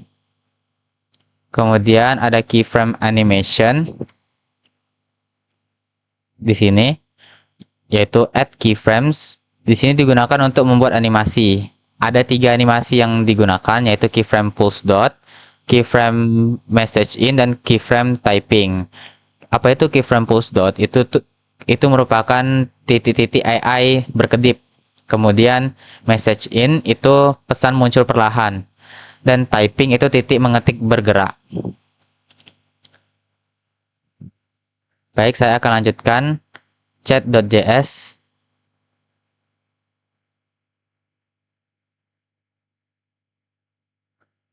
Saya rapikan terlebih dahulu. Di sini ada fungsi chat log, yang dimana ini merupakan fungsi utama untuk menampilkan pesan ke chat. Di sini ada 3 logika parameter, yaitu role, HTML, dan extract class. Role itu apa? Role itu parameter yang menentukan jenis pengiriman pesan. Contohnya itu AI, yaitu pesan AI, atau SJS, atau merupakan pesan sistem. Seperti ini kodenya. Kemudian untuk HTML itu pesan yang mau ditampilkan. Contohnya AI yaitu hello user, atau SJS hello user. Berarti AI itu mengatakan hello user, atau sistem mengatakan hello user. Kemudian ada extra class, itu kelas tambahan, biasanya untuk warning, highlight, dan efek khusus. Kemudian di sini ada const log. Ini merupakan mencari kontainer chat di HTML. Tujuannya supaya pesan bisa dimasukkan ke dalam area chat. Di sini untuk mengambil area chat. Kemudian const brief itu berfungsi untuk menghapus typing lama. Yaitu kalau sebelumnya ada animasi AI sedang mengetik, seperti chat yaitu AI sedang mengetik, maka dihapus dulu sebelum pesan baru muncul. Jadi tidak terlalu menyampah. Tujuannya supaya typing indikator tidak menumpuk. Kemudian di sini ada const avatar. Di sini menentukan avatar menggunakan emoji. Misalkan untuk AI itu gambar otak, dan sistem itu gambar gear. Kemudian logikanya yaitu AI emoji otak dan sistem emoji gear. Tujuan membedakan jenis pesan secara visual. Logikanya kalau ada kelas tambahan, yaitu digabungkan. Contoh hasilnya itu kelas chat message AI warn. Tujuannya supaya satu pesan bisa punya style tambahan. Kemudian, untuk membuat kelas dinamis tadi itu bagian ini. Dan kemudian untuk membuat elemen baru itu pada const div dokumen create element. Ini JavaScript membuat kotak pesan baru secara otomatis. Jadi secara dinamis bisa dibuat tersendiri. Kemudian di sini ada div inner HTML. Di sini berfungsi untuk mengisi isi pesan. Di sini dibuat struktur HTML chat, yaitu ada avatar dan bubble pesan. Kemudian ada log.appendChild. Di sini berfungsi untuk menambahkan pesan ke chat, yaitu pesan baru dimasukkan ke bawah area chat. Kemudian ada log.scroll. Di sini untuk auto scroll, di mana saat ada pesan baru, chat otomatis scroll ke bawah. Tujuannya user langsung melihat pesan terbaru. Kemudian ada function yaitu status log. Ini shortcut function, yaitu dia cuma memanggil chat log system bla bla bla atau chat log AI bla bla bla supaya lebih mudah membuat pesan sistem. Kemudian ada function chat typing. Ini untuk menampilkan animasi AI sedang mengetik. Cara kerjanya yaitu menghapus typing lama. Di sini ada if previous, maka brief.remove supaya tidak double typing, dan membuat typing indikator, yaitu typing dianggap sebagai pesan AI khusus pada bagian ini, div class name. Kemudian ada membuat 3 titik animasi. Nah, di sini nanti dianimasikan oleh CSS. Tujuannya supaya membuat efek chatbot modern seperti ChatGPT atau WhatsApp dan sebagainya. Kemudian ada function chat clear. Di sini digunakan untuk menghapus semua isi chat, yang dimana cara kerjanya pada bagian ini semua isi dalam kontainer chat dikosongkan. Kemudian ada fungsi delay. Nah, di sini digunakan untuk memberi jeda waktu atau delay. Yang cara kerjanya yaitu pada bagian ini return new promise set return r, ms parameternya. Yaitu program menunggu beberapa milidetik sebelum lanjut. Contohnya misalkan delaynya itu 1000, berarti itu tunggunya itu 1 detik. Biasanya dipakai untuk simulasi AI berpikir atau animasi. Bisa juga dengan loading dan sebagainya. Baik, penjelasannya akan lanjutkan oleh teman saya.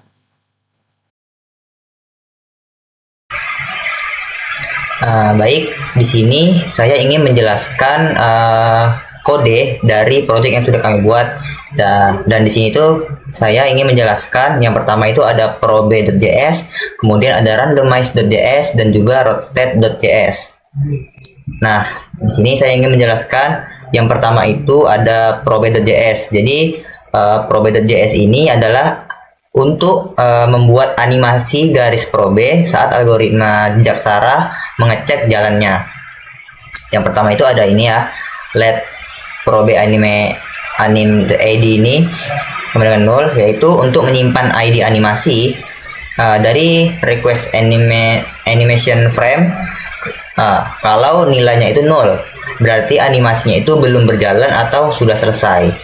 Kemudian let probe lines ini itu untuk menyimpan daftar probe yang sedang dianimasikan. Isinya itu berupa data seperti node awal, node tujuan, progres animasi, dan juga warna. Kemudian ada ini function clear probes. Nah, ini itu untuk membuat fungsi untuk menghapus semua animasi probe. Kemudian ada if, ini paling atas ya, itu untuk kalau animasi ini sedang berjalan, maka animasi itu dihentikan setelah itu probe anim ID tadi dikembalikan menjadi 0. Kemudian ada dokumen, nih bagian yang kedua ya, itu untuk menghapus semua isi layer SVG yang bernama probe layer. Nih, dari nama ini probe layer ini akan dihapus. Kemudian bawahnya itu untuk mengosongkan daftar probe. Jadi sudah dihapus maka akan dikosongkan. Nah, kemudian ada di function animate probes itu yang pertama ini ya, function animate probes itu fungsi utamanya itu untuk menjalankan animasi probe. Kemudian cons layer dokumen ini itu untuk mengambil elemen SVG layer tempat animasi pada probe akan digambar. Kemudian ada layer inner HTML ini itu untuk membersihkan isi layer setiap frame supaya gambar lama diganti dengan gambar animasi terbaru.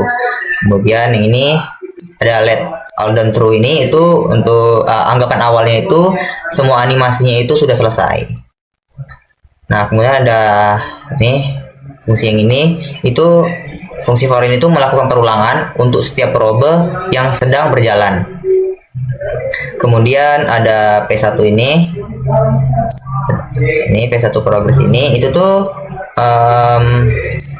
untuk menambah progres animasi, maksimalkan progresnya itu adalah 1, artinya animasi itu sudah sampai tujuan. Kemudian yang bawahnya itu untuk kalau masih ada probe yang progresnya itu belum selesai, belum sampai 1, berarti animasinya itu belum selesai. Nah, kemudian ada nih cons P1 ini itu tuh fungsi untuk mengambil posisi koordinat node awal dan juga node tujuan. Kemudian yang bawahnya itu tuh kalau posisi node itu tidak ditemukan maka lewati probe tersebut gitu. Kemudian yang bawahnya yang ini cons progress ini itu tuh untuk menyimpan nilai progres ke variabel T nih. Kemudian yang bawahnya ini itu untuk membuat titik-titik jalur dari node awal ke node tujuan, yaitu angka 12, berarti jalur dibagi menjadi beberapa segmen. Kemudian ada cons N ini, nah yang ini, yang barisan yang ini ya, itu tuh untuk menentukan indeks titik terakhir yang sudah dilewati oleh animasi. Kemudian ada consfrag ini, itu untuk menghitung sisa pecahan posisi animasi di antara dua titik. Kemudian lanjut yang ini, let D yang ini, itu tuh untuk membuat patch SVG mulai dari titik pertama, huruf M berarti itu move to. Kemudian yang bawahnya itu yang perulangan ini. Nah, ini tuh untuk menambahkan garis dari titik awal sampai titik yang sudah dilewati. Huruf L itu berarti line 2. Ini L ini itu line 2. Nah, kemudian bagian yang ini, if yang ini itu kalau di animasi itu belum sampai titik terakhir, maka hitung posisi animasinya itu di tengah-tengah segmen. Kemudian cons, nah bagian yang dua cons ini itu tuh untuk menghitung posisi ujung animasi saat ini. Kemudian yang bawahnya ini yang D ini yang rumus, itu tuh untuk menambahkan garis sampai posisi ujung animasi. Kemudian yang layer ini itu tuh untuk menggambar garis probe utama. Kemudian ada nah yang ini patch. Nah, patch yang ini itu untuk menggambar garis putih putus-putus yang di atas garis utama supaya efeknya itu lebih menarik. Kemudian ada if 08 ini ya. Nah, ini tuh untuk kalau progresnya itu sudah lebih dari 80%, maka dia akan menampilkan efek lingkaran di node tujuan. Nah, di bagian cons ini yang di bawahnya itu tuh untuk menghitung tingkat efek lingkaran berdasarkan progres akhir animasi. Kemudian ada layer inner ini ya, layer inner ini sampai ujung. Nah, itu tuh untuk menggambar efek lingkaran itu membesar di node tujuan. Kemudian ada if outdown yang ini, ya, dari sini ya, yang paling atas ini, if itu tuh kalau animasinya itu belum selesai, maka jalankan frame animasi berikutnya. Kemudian yang di bawahnya ini itu tuh untuk ini aja, kalau semua animasi itu selesai, maka ya udah dia akan menghentikan. Tuh. Kemudian untuk function prop edge ini itu tuh untuk fungsinya itu untuk menambah satu animasi probe dari node awal ke node tujuan. Mana yang ini tadi ya? Nih, function edge yang ini. Kemudian ada probe lines push ini itu tuh ini ya, probe line push. Nah, ini tuh untuk menambahkan data probe baru kalau warna itu tidak diberikan. Warna defaultnya itu kan hijau. Nih, ini hijau nih. Kode ini ya 2E7 dan lain itu tuh warna hijau. Kemudian ada bawahnya ini yang if problem ID ini, itu tuh kalau belum ada animasi yang berjalan, dia akan memulai animasi. Kemudian await neochromas ini itu tuh untuk membuat proses menunggu sampai animasinya itu selesai. Kemudian ada cons check yang ini. Cons check ini tuh untuk mengecek progres animasi setiap beberapa waktu. Kemudian ada cons PL probe lines ini. Itu tuh dia untuk mencari probe yang sesuai dengan node awal dan juga node tujuan. Kemudian ada if ini. Nah, itu tuh kalau probe itu sudah selesai, maka menghentikan pengecekan dan juga melanjutkan proses berikutnya. Kemudian yang 50 ini untuk pengecekan dilakukan setiap 50 milidetik. Nah, sekian dari penjelasan Probe.js.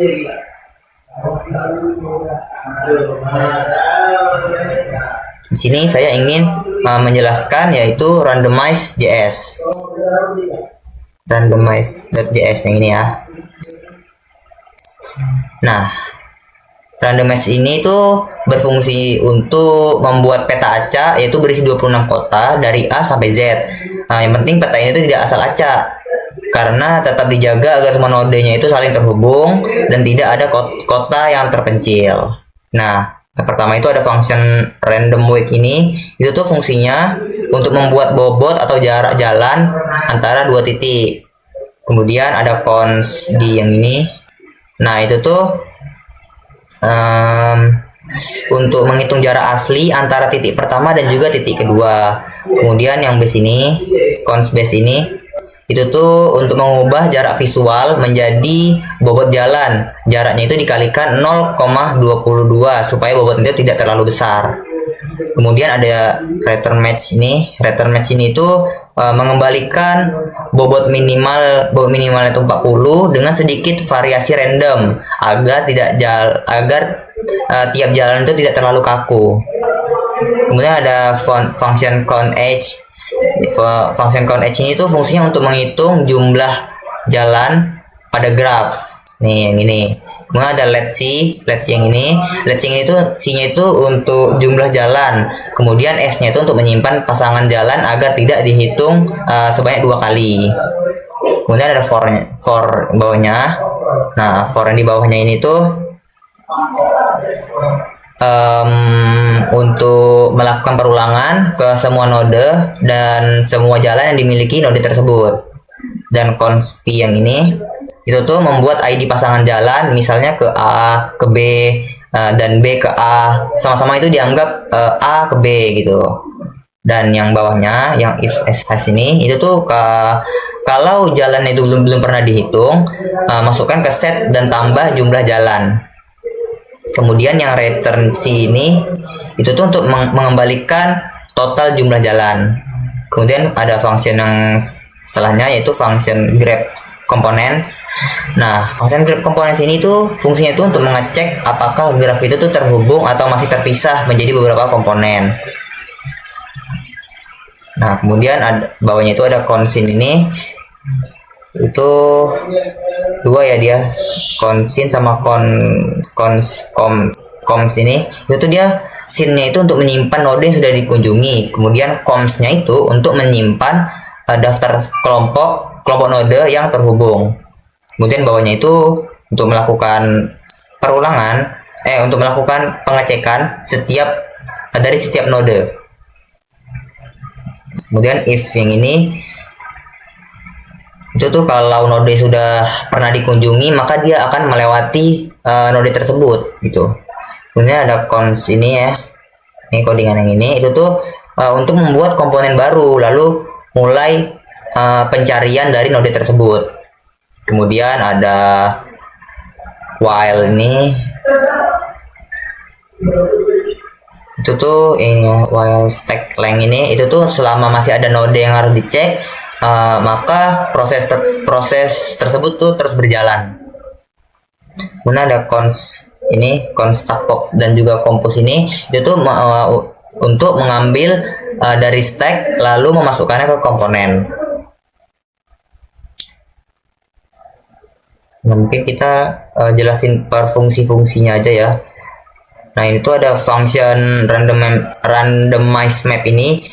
Fungsi dari function itu tuh dia untuk fungsi utama untuk mengacak peta baru. Jadi setiap ada jalan yang ingin kita cari, maka dia akan membuat mapnya itu. Kemudian itu ada, nah ini satu function itu untuk membuat map acak. Dan di sini ada function this to UV ini ya. Nah, kalau yang cons neo grab ini, itu tuh untuk membuat grab baru. Dan juga for cons yang ini, jadi setiap node awalnya itu belum punya jalan, maka dia akan membuat grab baru gitu.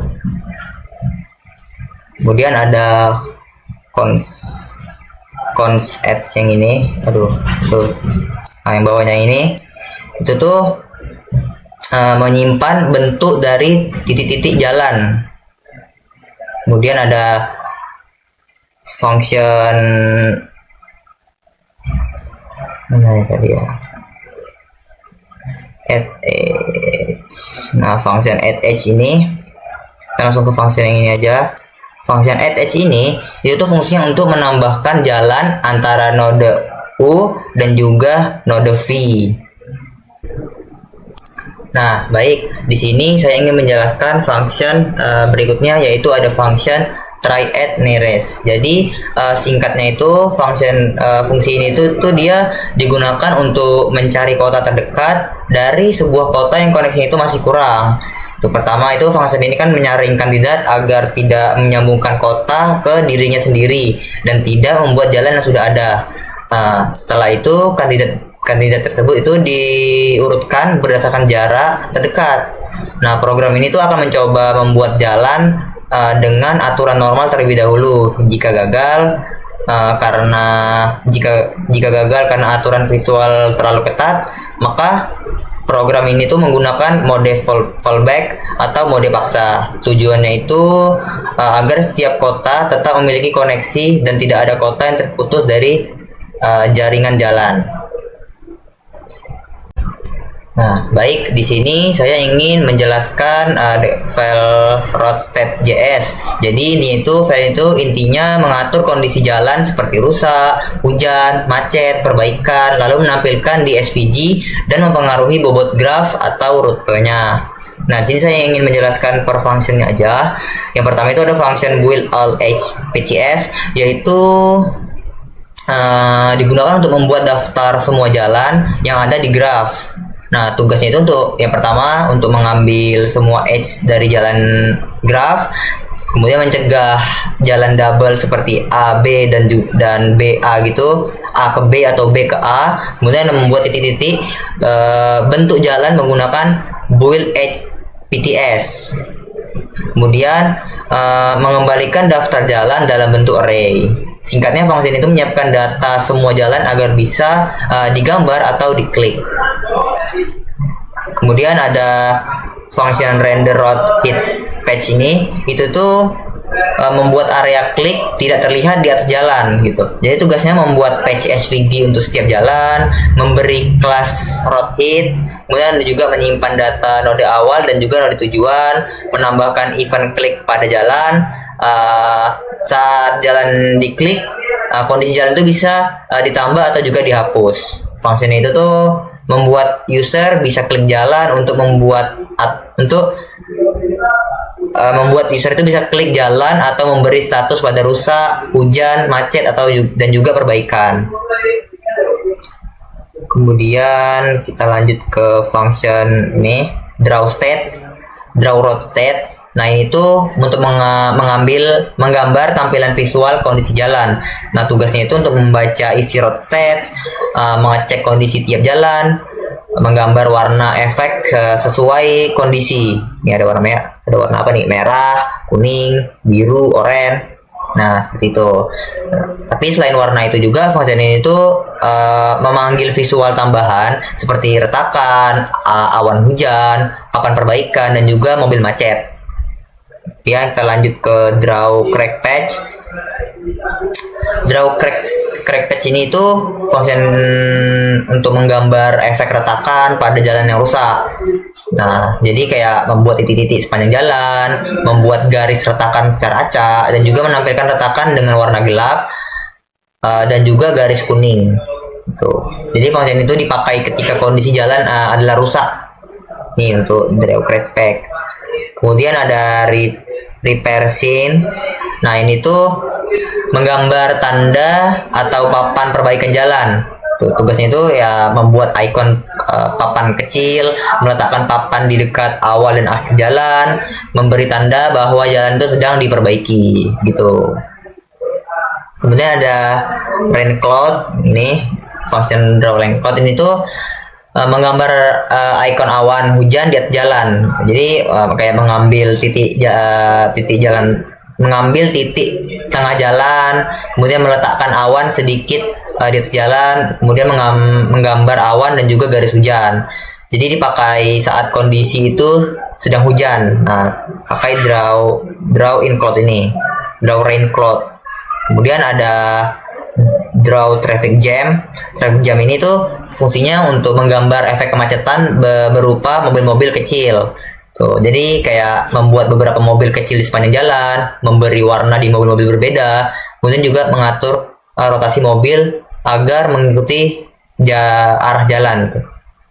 Nah, itu dipakai ketika kondisi itu jalannya sedang macet. Kemudian ada drawback ini, drawback labels.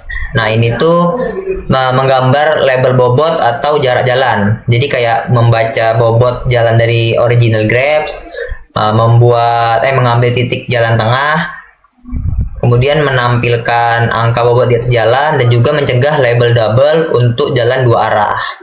Nah, function ini tuh membantu user untuk melihat jarak atau bobot pada setiap jalan.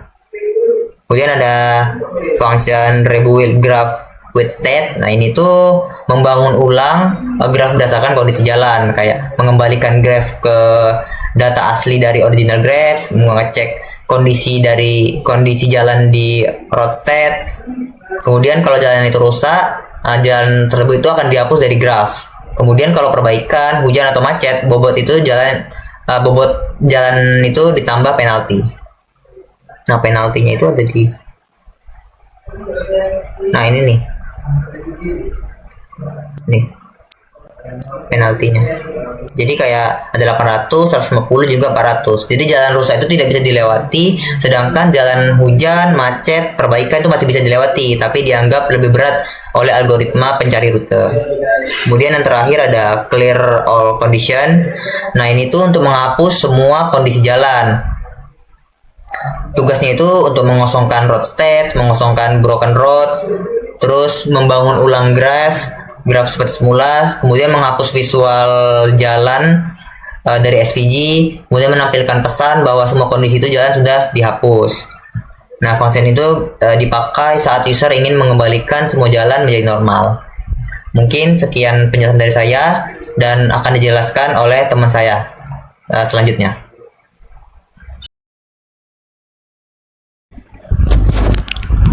Nah, di sini saya akan menjelaskan file kedua, yaitu grab data. Nah, pada grab data ini adalah isi rute-rute atau node untuk peta atau rute kota. Jadi file ini belum menggambarkan mapnya, tapi menyiapkan titik kota-kota, jalan antar titik, dan status awal grab. Nah, yang nanti untuk dipakai oleh file seperti Gistra, Randomize, dan MapDraw di road stats.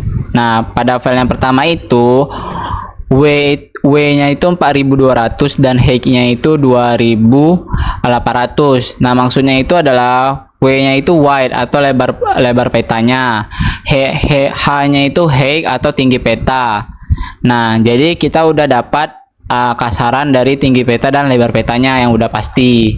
Jadi pas digederet itu ukuran kanvas dari SVG dari mapnya itu adalah lebarnya 4200 dan height-nya itu 2800. Nah, kalau default grab ini itu adalah bagian data jalan antar kota ke titik. Nah, jadi di A itu dia mengandung kota C, B, dan H yang bisa dikunjungin, tidak bisa kunjungin kota lain. Kalau mau ke kota lain berarti dia harus melalui ke B. B itu menyimpan node A, E, D, H.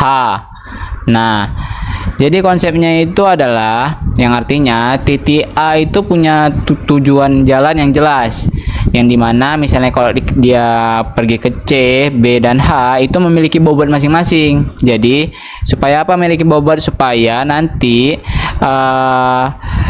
dia bisa cari rute tercepat atau terpendek dari semua rute yang ada untuk menuju ke kota. Nah, pada graf yang default position ini itu menyiapkan posisi titik kota di peta. Nah, yang mana tuh titik A itu akan digambarkan di koordinat. Misalnya X itu 1500 dan Y itu 140.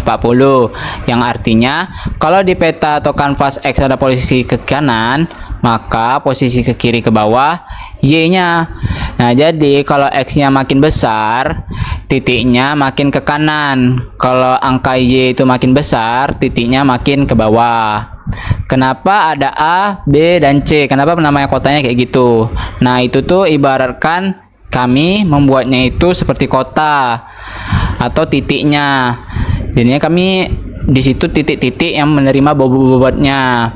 Nah, nanti dari titik-titik itu digambar menjadi map. Lalu jadilah antar titik-titik dibuat berdasarkan default grab.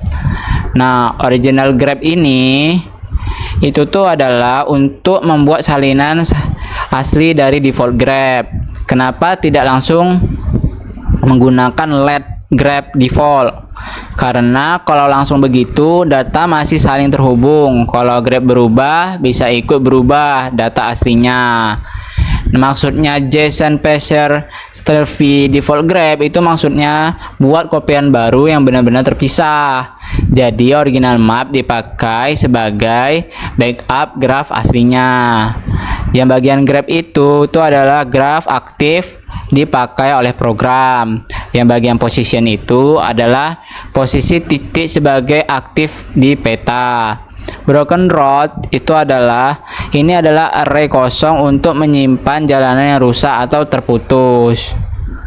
Nah, kalau road street itu adalah objek kosong untuk menyimpan kondisi jalannya. Jadi kesimpulannya, grab data ini adalah database awal untuk map rute kota. Nah, selanjutnya kita akan ngebahas tentang file Dijkstra table. Nah, di sini saya akan menjelaskan file ketiga, yaitu Dijkstra table. Nah, pada codingan ini itu fungsinya untuk menampilkan tabel proses algoritma Dijkstra secara real time melalui website kami. Nah, jadi saat pencarian rute berjalan, saat ditekan cari rute, maka tabel ini akan menampilkan node mana yang sudah dicek dan jaraknya berapa, datang dari node mana dan statusnya itu apa, apakah udah dikunjungin, apakah belum dikunjungin, apa terkunci. Nah, intinya pada codingan ini untuk menampilkan node yang sedang berproses atau menampilkan jarak terpendek sementara, menampilkan node sebelumnya, dan menampilkan status node apakah sudah yang tadi saya bilang, dan menampilkan hitungan jarak seperti 085 tambah 95 jadi berapa gitu jaraknya. Nah, pada bagian utama dari variabel utama yaitu adalah table variable. Nah, itu untuk mengecek tabel sedang tampil atau tidak. Kalau iya dia bakal tampil, kalau udah tampil maka dia nggak bakal nampilin lagi.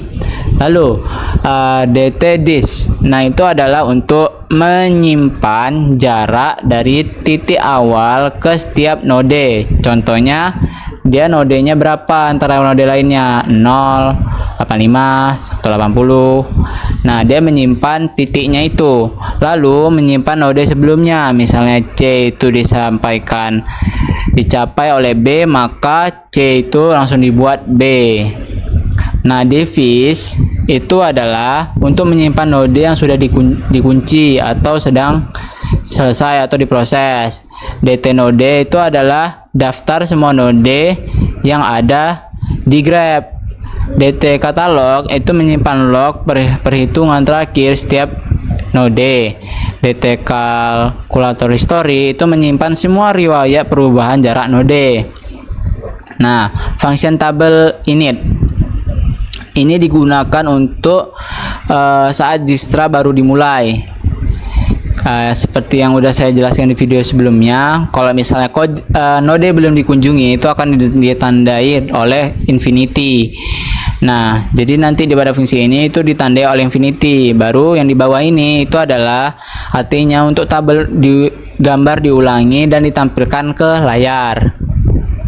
Baru tuh pada tabel update itu adalah parameternya dis itu adalah jarak, jarak. Graph itu adalah data node sebelumnya, fix itu adalah node yang sudah terkunci, last update itu adalah node terakhir dari jarak perubahan. Form node itu adalah node asal sebelum menuju node yang sudah diupdate. Habis itu edgewise itu adalah bobot atau jarak antara jalan. Jadi fungsi ini adalah untuk mengupdate isi tabel setiap langkah di Dijkstra. Nah, lanjut ke bagian fungsi build.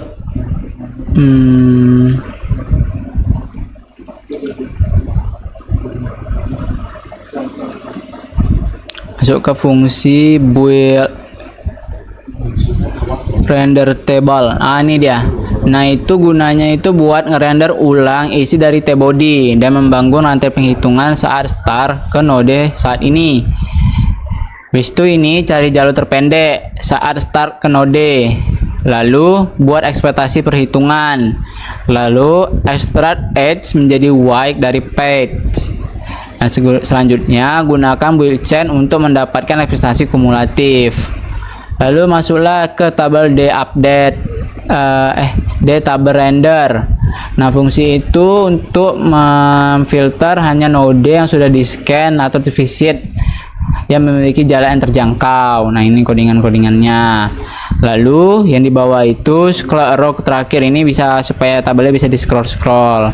Tabel yang ini bisa di-scroll-scroll. Lalu tampilkan panel, sembunyikan panel, lalu restart total. Ini fungsi untuk toggle dari button. Dan selanjutnya itu ya ini udah tahu. Dan yang terakhir itu pada fungsi drag logic itu tuh drag logic.